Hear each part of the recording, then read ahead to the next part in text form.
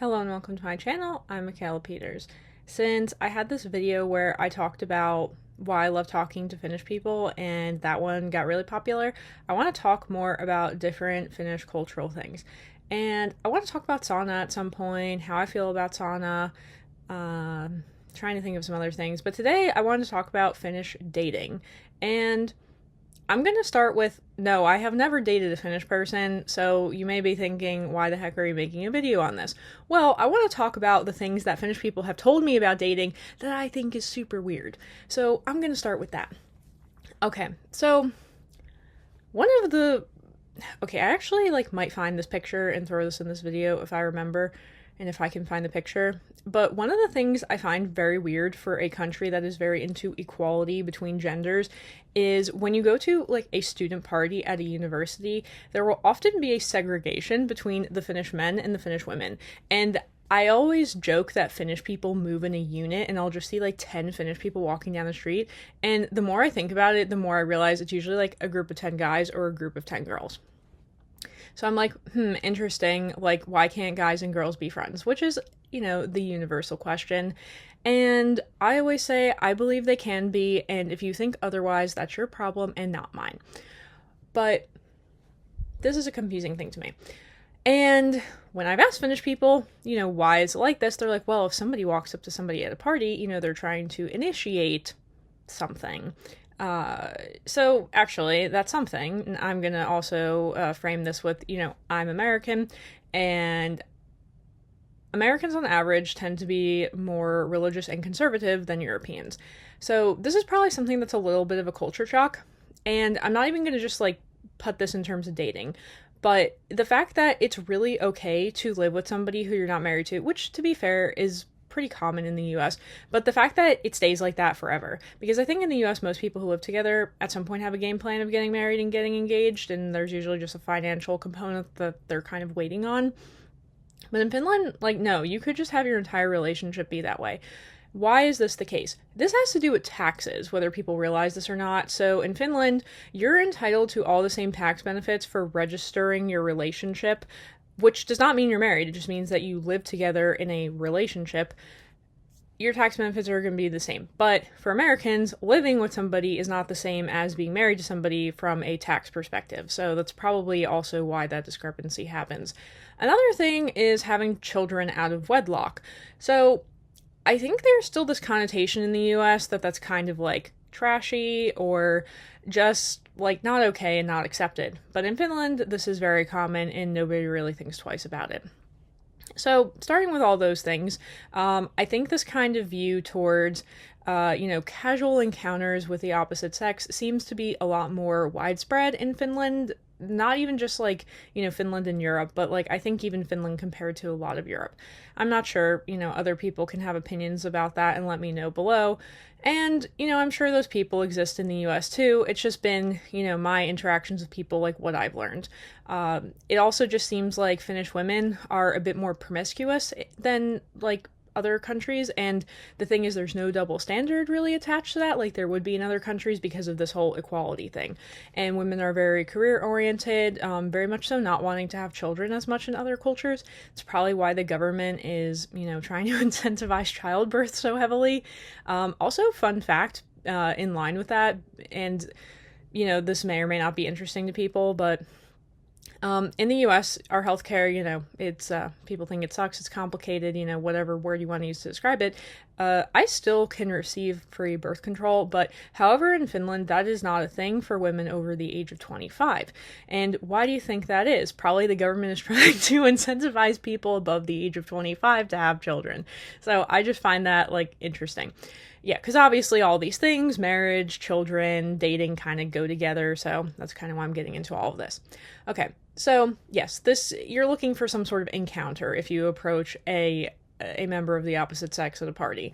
It's also pretty okay for Finnish women to approach a man and try to initiate something, which I personally really like that. That goes along with, my own values and preferences. That's not that common in other countries and probably a lot less common in the US even.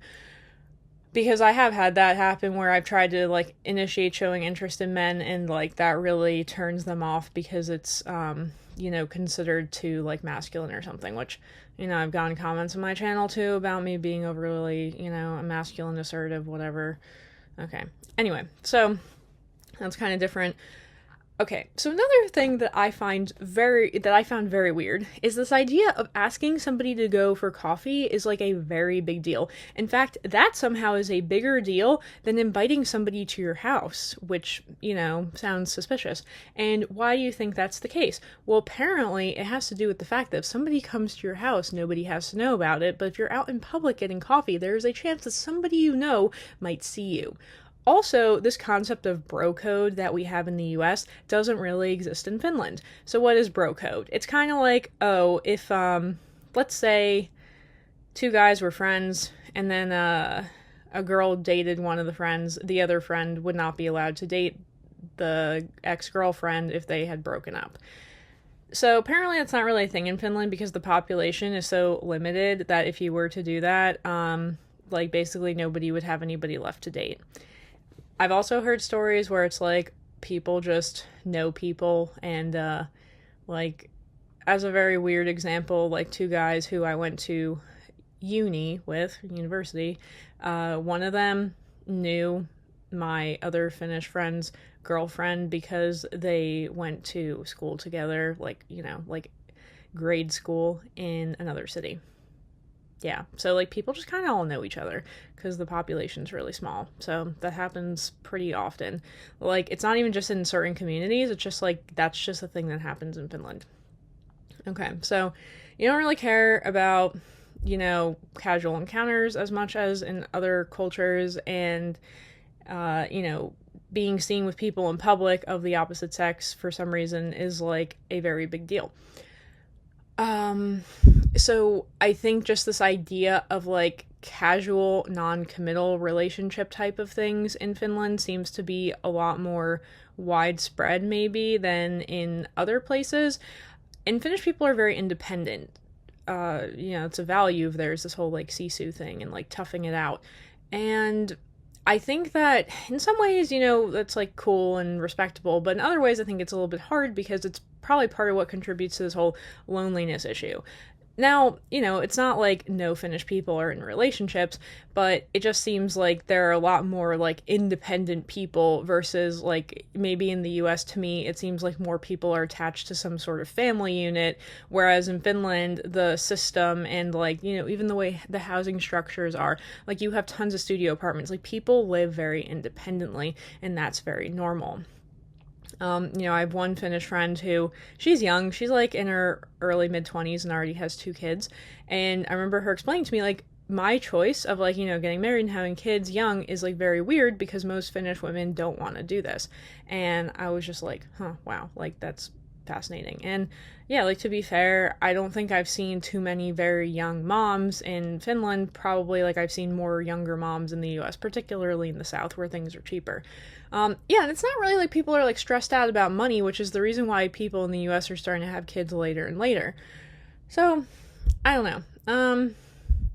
In terms of I have seen foreign people date Finnish people, and I think it works and stuff, and I think some Finnish people, not everybody, obviously, depends, but are interested and curious about international people, so it's definitely an option. But like I said, I just have not really had the experience of being with a Finnish person because I don't know. I found that I wasn't really interacting with Finnish people, to be honest, that often. Yeah, sometimes, but I was mostly ending up interacting with a lot of other international people, or a lot of Russian speaking people because I speak Russian, so there's that. But I don't speak Finnish, so yeah, unfortunately. Maybe one day, we'll see. Okay, so I think that's everything. That's just the stuff that based on, talking to people that I learned that I think is super interesting and kind of a culture shock, and maybe you'll find it interesting too. So yeah, that's going to be everything I have for today. I want to talk about sauna and what sauna was/is for me because, I'm still a sauna enjoyer at this point. And then maybe I'll also do one talking about Finnish drinking culture and how I think that changed my attitude towards drinking. And I could get into some cultural and some more situational reasons behind that as well. because in general, I'm not like a big drinker, and yeah, in my regular life, I'm not, but Finland kind of changed that for, the 2 years really that I was over there, like more permanently. Alright, so that's everything, and I'll try to make some more Finnish videos because people seem to like those. And now I'm losing my natural lighting, so definitely time to end this video. Alright, thank you, and until my next video, bye!